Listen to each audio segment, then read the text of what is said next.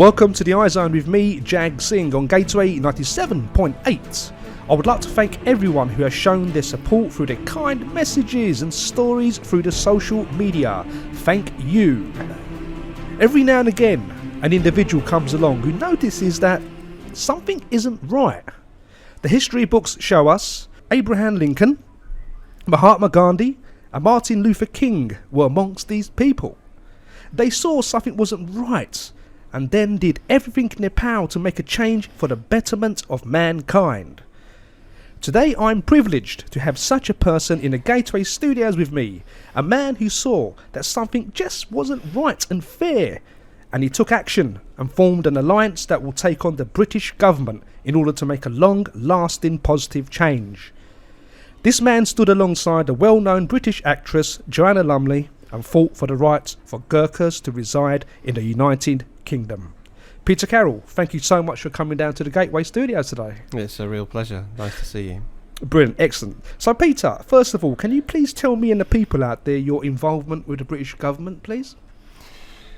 Well, for quite a large part of my life, I always wanted to be a Member of Parliament. I don't know why, what sin I'd committed in a previous life to want to be a Member of Parliament, but ever since being a small boy on my father's knee, I always wanted to be an MP. I can remember it back to being 6 or 7.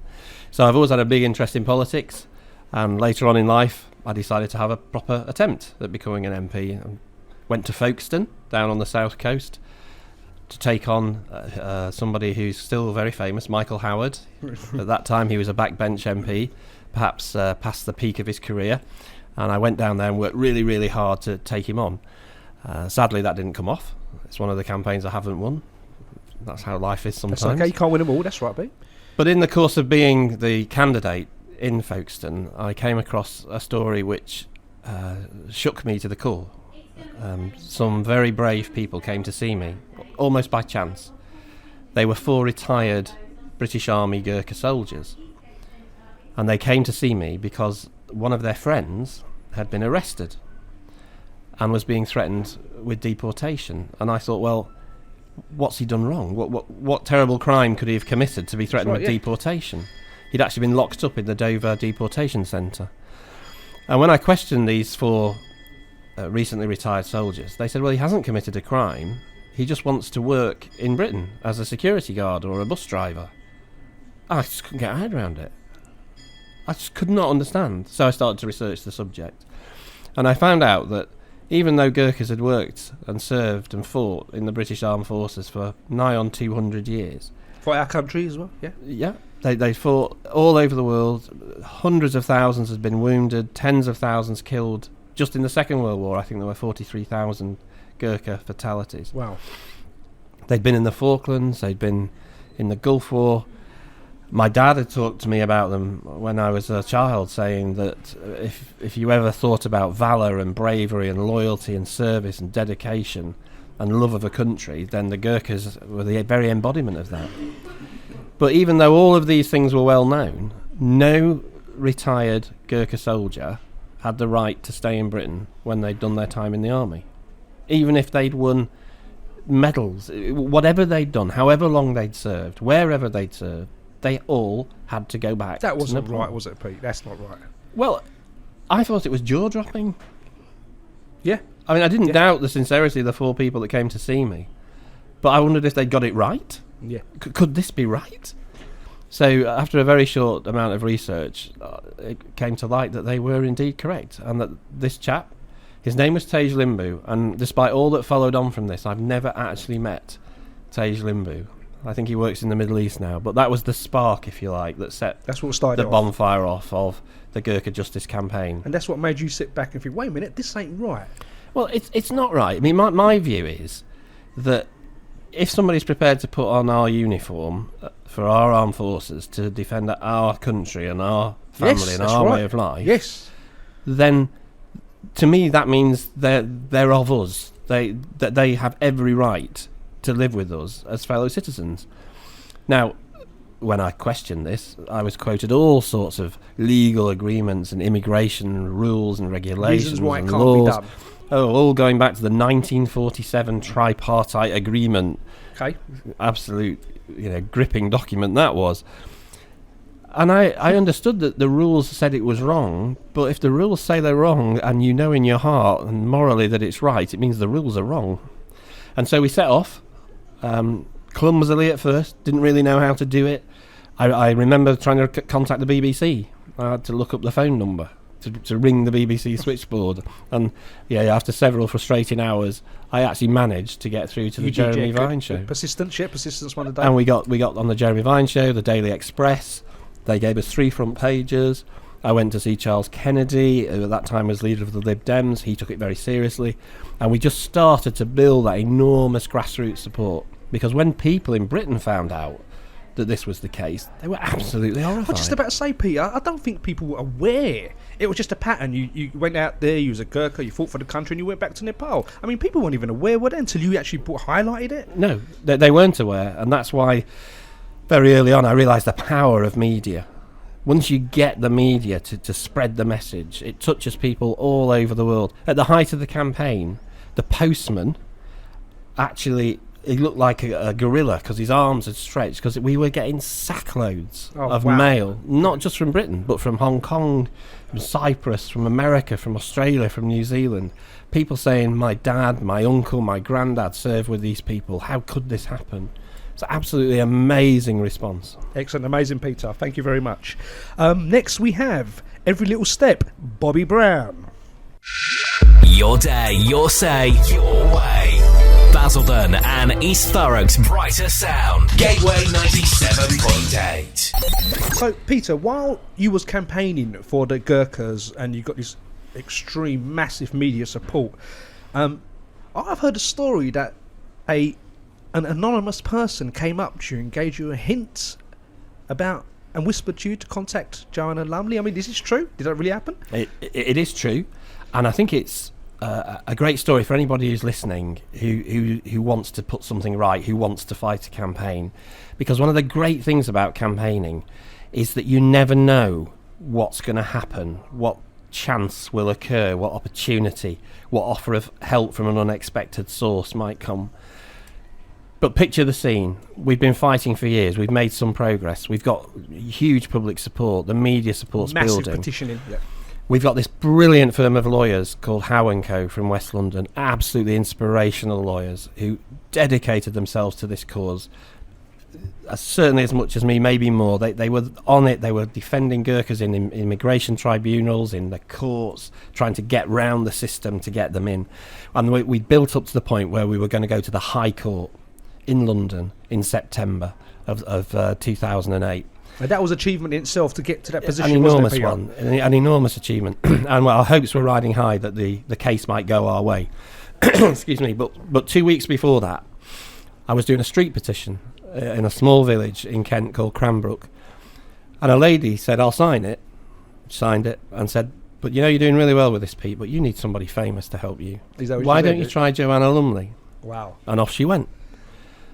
And I thought nothing of it. But... I think it was the Saturday evening. I was watching the TV. I got bored. I thought, you know that lady? She said that. Why did she say that? What's the link? So I researched Joanna's story, excuse me, about her father serving with the Gurkhas at the end of the Second World War in the Far East. And I sat down on the computer. And again, I think the moral of this story is that you just don't give up. That's it, yeah. Just keep fighting. I didn't know how to contact Joanna Lumley. The lawyers gave me an email address, which I think was probably the one that worked, but I researched off the internet maybe 50 people I thought might know her. And we sent the emails out, and 3 weeks later, the phone rang, and it was Joanna Lumley. Wow, brilliant. Excellent, Peter. Excellent. Next, we have a classic tune from the Bollywood film Karma, Dil Diya Hai Jaan Bhi Denge. You're listening to the iZone on Gateway 97.8, and Peter's advice to you guys out there listening, don't give up. Basildon and East Thurrock's brighter sound from the heart of Eastgate. Gateway 97.8. If you have just joined us, you're listening to the iZone, and my special and honourable guest today is Peter Carroll, the man who fought for British law to be changed to allow Gurkhas who were fighting for our country the right to reside with their families in the United Kingdom. Now, Peter, back to Joanna very quickly. I mean, I've always been a fan of Joanna. absolutely fabulous. Sapphire and Steel. My personal favourite, the 70s classic Avengers. Oh, sorry, I just got to do this. Sorry, Pete, I just had to do that. How was it like working alongside Joanna? It was really wonderful. I remember the first time I spoke to her on the phone. Even that was a story. I'd gone to a little chef on the A1 to have my Olympic breakfast, and I came out and the car phone answer service, because I had a car phone bolted into the car, pinged up with 3 messages, and the first one was a lady complaining about rats on the allotments in Folkestone, because I was a local councillor at the time. And the second one was a lady complaining about benefits, so she couldn't fill the forms in. And the third one was just a strange voice that said, "I think you want to get in touch with me, call me on this number." And I actually thought, how annoying. She didn't say who she was, what's it about? What she wanted, yes. So I rang it, and the voice answered. And after a couple of words, I thought, do you know, I think that's Joanna Lumley. And it was. And she was absolutely mad. Her closing comment in the first conversation on that car phone was, "Peter, I'll be with you to the end." Really? That's brilliant. And she meant it. Working with her was a lovely experience, very funny. She's a very funny lady, very moving because of her father's connection. I didn't know at the time that her father's life had been saved by one particular Gurkha. Wow. Called Tulbada Herpun, who'd won the Victoria Cross. And she said to me, "There is one small thing you could do for me. I've heard about Tulbada Pun. I've got his photograph. My father gave it to me when I was a child and said, this is one of the bravest men that's ever lived. One day I'd like to meet him. Could you help me to meet Tulbada Herpun?" And we did. On the first day that Joanna joined the campaign. Wow. She did breakfast TV in TV Centre in London, and then we went by car to the High Court. And there was an enormous gathering of retired Gurkhas and their families, a sea of colour, a nervous gathering, anxious about how the case was going to go. They were thrilled that Joanna was there. It was one of my first experiences of mass media. I opened the car door to have it slammed back. I couldn't get out of the car because there were so many people pushing the car. And we had to form a protective ring round Joanna and walk up the High Court steps. Amazing. And if you can imagine hundreds of people pressing in, we had to fight our way up step by step. And on the top step, in his wheelchair, was Tulbada Herpun. Brilliant. And she went towards him, and she had a small gift. What emotional moment it must have been. Yeah, she wanted to give this gift. She bent down to give the gift, and through his interpreter, Tulbada Herpun said, "I remember your father. It's as if you're my daughter."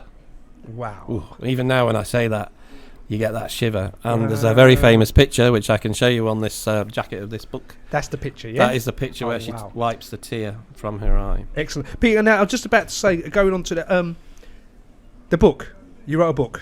The book was called Gurkha, The True Story of a Campaign for Justice, the book you just showed us. I mean, what made you want to write this book? I mean, obviously you must have had such an impact from the experience that you had of petitioning. I mean, what started off the idea of the book? When I reflected on it, when we actually won the campaign and looked back over all the enormous struggle, the magnificent help from so many people, from Howe & Co, the solicitors, to the London taxi drivers who always chauffeured our VC winners around completely free of charge. The support was massive, but is that because of the cause? Because it's something which was right, something which needed to be done? I think for a particular part of the population, people who remember that their dads, granddads, uncles could talk about Gurkhas, they got it somewhere in their heart and their soul. They really felt this. So when I looked at that, I just thought this is something to record, because you never know, somebody someday in the future who's got a similar problem, who wants to change something, might think the odds are enormous, is it possible? And I hope they might just read this story and say, well, let's give it a go. Good. And there you go, you heard it from Peter Carroll on the Inspiration Zone. Let's give it a go. You want to make a change, you want to do something, you want to achieve something, just go out there and give it a go. Basildon and East Thurrock's brightest sound from the heart of Eastgate. Gateway 97.8. It's that time again on the iZone, so sit back, buckle up and get ready for that motivational ride as we hear some of the greatest motivational speakers of our time, including Sylvester Stallone, Anthony Robbins and Les Brown, only on Gateway 97.8. Why Do We Fall? Motivational epic, only on Gateway 97.8. Peter Carroll is with us today, speaking about his journey as he challenged the British government in order to make a positive change and allow the Gurkhas the right to remain in the UK. Peter, back to your writing. We're on the Inspiration Zone, and if someone out there wants to write a book, but just can't get themselves motivated enough to take the first steps, what would your advice be to them, Peter? Well, I can only say what I did, which is I sat down with a blank piece of paper in front of me, and I just thought, why do I want to tell this story? From my perspective, I wanted to do it because somebody somewhere might want that little bit of help, that bit of inspiration to take the first step to join a campaign or form a campaign. That's why I did it. So I think the first thing to do is why somebody needs to ask themselves, why do you want to write the book? Of course, there is that very cruel quip from somebody that everyone's got a good book inside them. Yeah, I was just about to say that. But some people say it's best to leave it inside them. So you've got to make sure that your book's going to be relevant and appealing to other people. It's going to touch them. It's all about emotion, isn't it? It's about communicating, touching somebody else, making somebody else feel empowered to do something. I mean, just there, that's the book that you've written, The Gurkha, just that little bit you told me there, I mean, that made a hair stand at the back of my neck about Joanna Lumley going down and meeting the Gurkha that helped her father. I mean, that's amazing stuff. And that's what you're talking about. Yeah, emotional. It's got to have that emotional pattern. I mean, one of the other things that shook me to the core, had an enormous impact on me. Before Joanna was involved, before we'd really got the momentum building where we could win, I remember going to visit a Gurkha in Tunbridge, and he cried. And the sight of a Gurkha soldier, bravest of the brave, served all over the world. He'd done 22 years, I think. To see him in a one-bedroom, really poor conditioned flat, struggling, that's not right. Not allowed to work, looked me in the eye, and he cried. I thought, that it's so shocking. And that's really the fuel after that. You think, it's not right, then it's not going to stand. We are going to change this. It's so distressing to see that. I think you've worked with Gurkhas yourselves. Yeah. Well, now they're retired and working all over Britain. They are proud, they are dignified, they are tough people. And to see somebody like that, a British Army veteran, who has fought for our country, put his life on the fought risk. in various theatres, had a long service and good conduct medal, but was being told that you're not allowed to live in Britain. I just no, that's not right. That's not right, Peter. No. Peter, back to what you just said. I'm very close with the Gurkha community because where I work, the Tesco distribution centre in Thurrock, we have many Gurkhas who are part of the Tesco driving force, and as you just said, their work ethics are amazing. When I told them, Peter, and I got a little surprise for you, Peter, yeah? Oh. When I told them that I was going to interview you, they all got together and asked me to forward a few messages from them to yourself. So the first one's from Nanda Limbu. He said, "Thank you for your great support. The Gurkha community is indebted to you forever." And Ajit Rai and his family said the message, "It is great to be part of this lovely nation, England. All thanks to you, Peter. Thank you very much." Peter, how do those messages make you feel, man? They are, I suppose they could almost make me cry. They're amazing messages from amazing people. But what I would say is, I was privileged to be at the sort of focal point of this campaign, but there were so many other people who did so much. Howe and Co, everybody, Joanna. It was a huge amount of effort from all across the country. And my point would be that the real heroes in all of this are those guys that you've just been quoting. They're the people that are at the centre of this story. It's their own story and their fathers' and grandfathers' stories that are the inspiration. And I think probably my attempt to be a professional politician have been spectacularly unsuccessful. But I think you tried. I tried. Yes, I will take it to my grave that if I have helped them a bit, that was worth all my professional work. Perfect. To Brilliant. do that. Excellent, Peter. Excellent. Can I just tell you one story? Yeah, go on, copy. Yeah. When we actually won the campaign, we ended up going to Nepal which was an amazing experience because I'd never been to Nepal. I was just about to say, that must have been brilliant. The original plan was to go to Nepal anyway. Even we didn't know we'd won when that was planned. It was going to be just myself, my wife, one retired Gurkha, and Joanna. We wanted to go to talk to the veterans who were in Nepal and wanted to come to Britain to say we hadn't given up on you and that we were still fighting.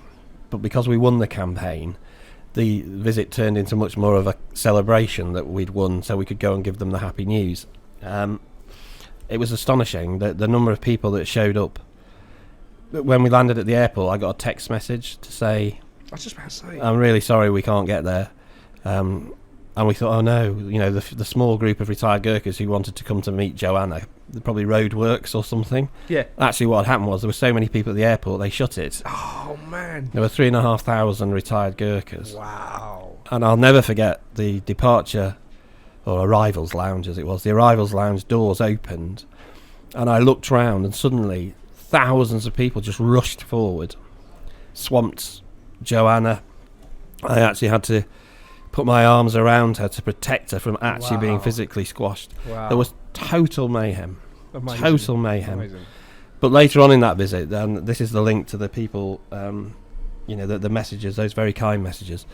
We did a rally in one particular town in Nepal, and somebody forced their way to the front. They worm their way through, like children do at pop concerts and things. They squeeze between everybody, and this man got hold of both my hands and put both his hands around mine and said thank you. Oh, wow. And then was swept off into the crowd. And I said to one of the lawyers, I think it was Martin Howe from Howe & Co.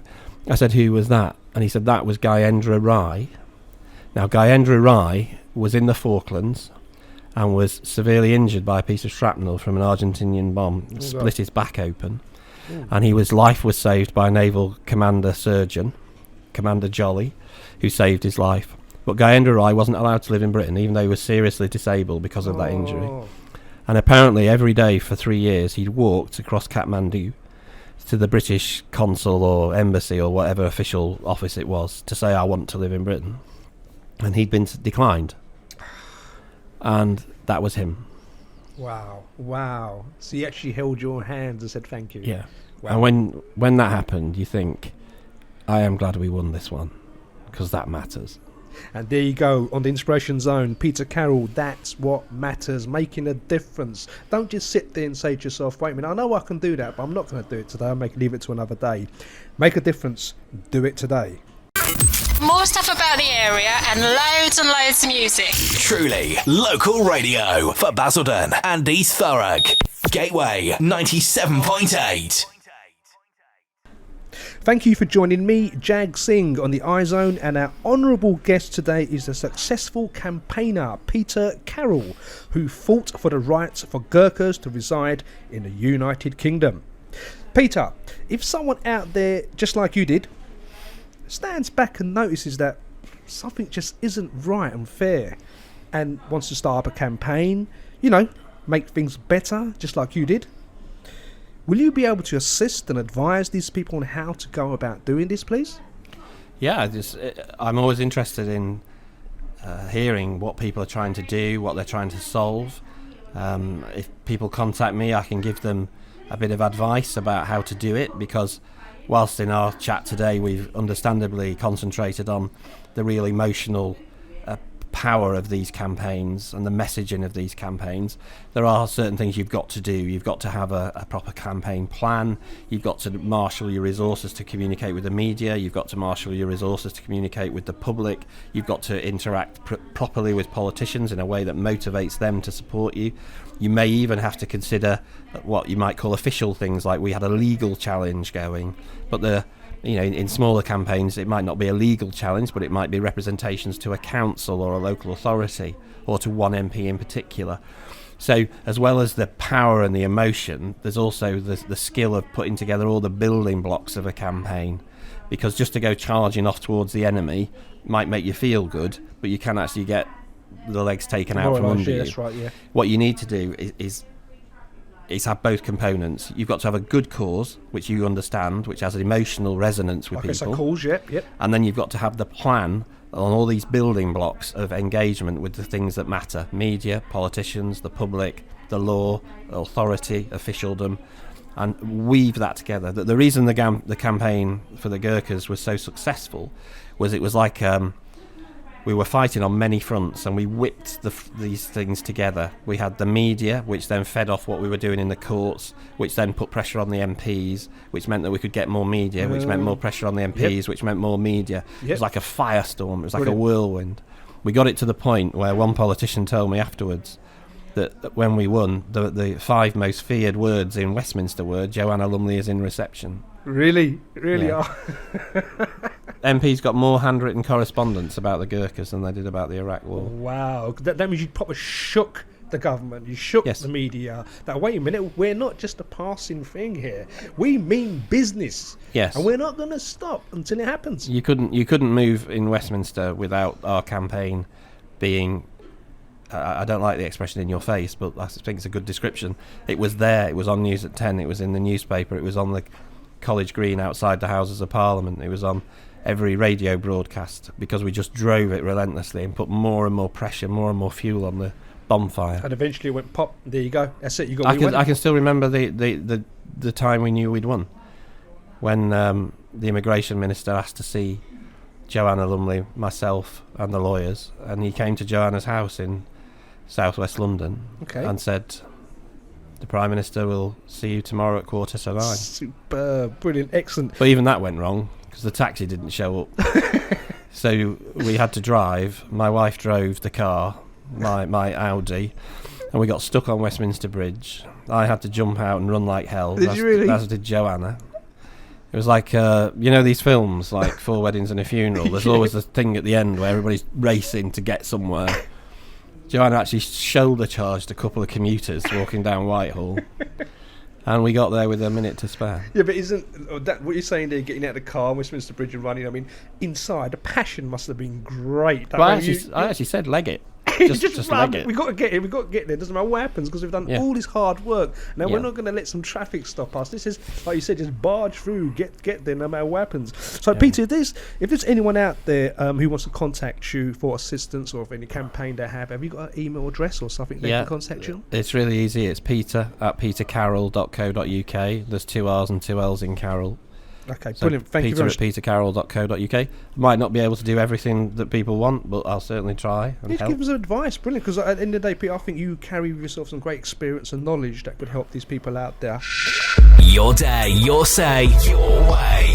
Basildon and East Thurrock's brighter sound. Gateway 97.8. Okay, so Peter, recently a good ex-Gurkha friend of mine, Leela Gurung from Kent, has had his firstborn in this country.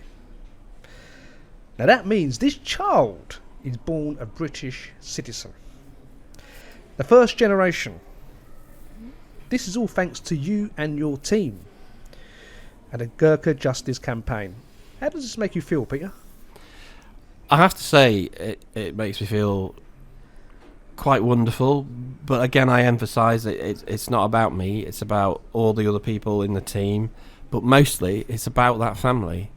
Remember that Gurkha that cried because he couldn't stay in Britain, and now you're going to see, and you do see, I mean, I live in Folkestone, I'm surrounded by serving Gurkhas who are actually still in the army, and many hundreds of retired Gurkhas, and they drive the taxis, they work in shops, some of them are very entrepreneurial, they've got businesses, they own restaurants, and I just look and think, that's just wonderful. That is what makes Britain Britain. The fact that they are now loved and welcome and contributing, and their diversity is adding colour and flavour, if you like, to our whole way of life, because they've done, and their ancestors have done, what is probably the most extraordinary thing possible. If you actually are prepared to put that uniform on and face that danger, that's the bond.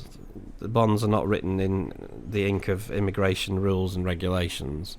It's about brotherhood and citizenship and a feeling of nation, and that's why I'm absolutely thrilled they're here. And while we're on the subject, I totally oppose the very few politicians who are still around who say, oh, it was wrong to let them come and they can't cope with this way of life, and it would have been far better if they stayed back in the poll. I find that really disappointing, and there are some MPs who do that. Well, Peter, I like yourself, in Folkestone, I've got loads of Gurkhas around me, ex-Gurkhas, and they are loving it. They are loving the life. They're loving the rights they're getting. I mean, I had to explain to one of my workers what paternity leave was, and he didn't have a clue. And when I told him what it was like, wow, I get paternity leave, an ex-Gurkha, and it's like they're still learning the methods. But I'll tell you one thing, Peter, their work ethics are amazing, and are contributing towards the British nation. So just like yourself, I'm going to have to disagree with those MPs. I think these guys are great fighting force that will take our nation forward. Yeah. Basildon and East Thurrock's brighter sound from the heart of Eastgate. Gateway 97.8. Peter, currently Donald Trump, he's been going around, shaking some heads and that. He's getting some attention out there. As an ex-politician, I mean, what is your impression of what Donald Trump is, and whether he's going to be the president of the United States? I mean, what's your reaction on the Donald Trump? I think he's a very clever man. Okay. I think he's possibly a very dangerous man. Okay.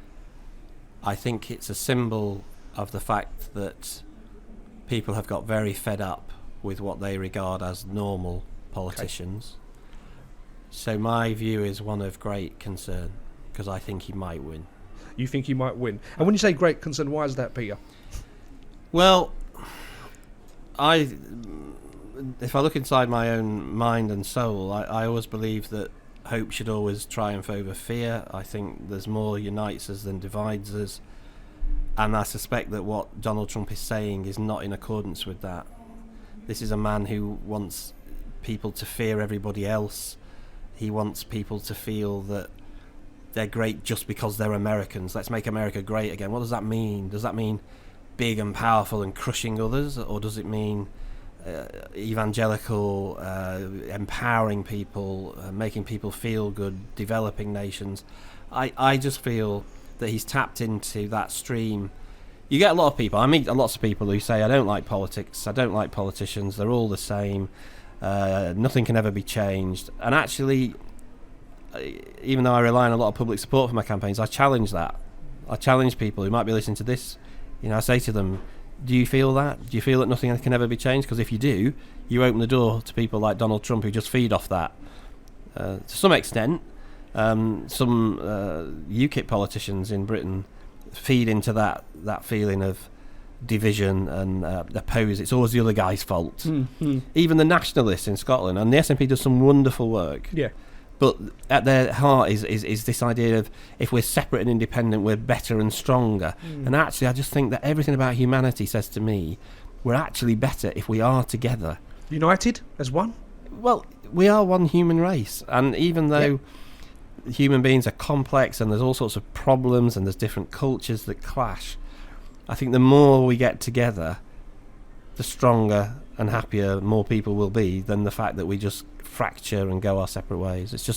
It's a feeling. I have no logical argument to support that. It's just my feeling. That's all I want, Peter. I just want your feeling, definitely. Thank you very much for that. If you just joined us, you listen to Gateway 97.8 FM with me, Jag Singh, and today we have Peter Carroll in the studios with us today, sharing his knowledge and experience.